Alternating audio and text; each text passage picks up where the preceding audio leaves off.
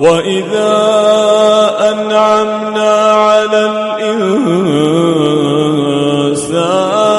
أعرض ونأى بجانبه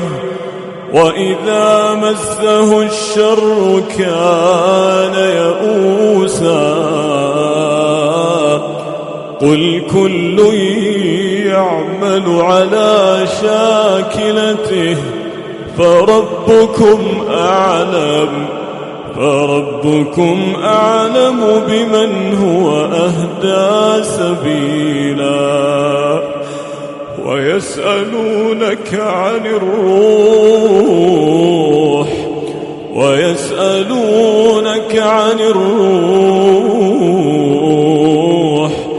قل الروح من أمر ربي وما أوتيتم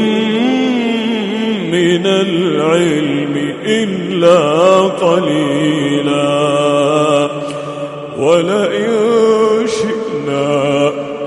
ولئن شئنا لنذهبن بالذي أوحينا إليك ثم لا تجد لك به علينا وكيلا إلا رحمة من ربك إن فضله كان عليك كبيرا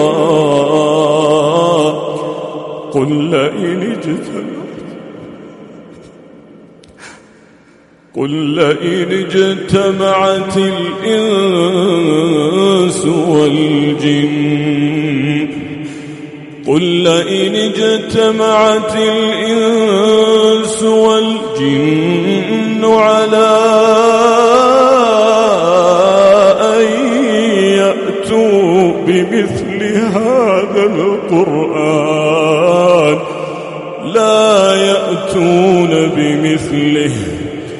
لا يأتون بمثله ولو كان بعضهم لبعض ظهيرا ولقد صرفنا للناس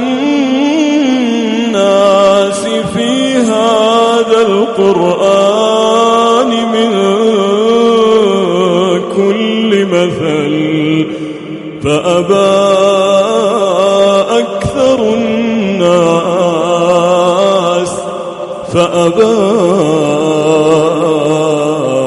أكثر الناس إلا كفورا.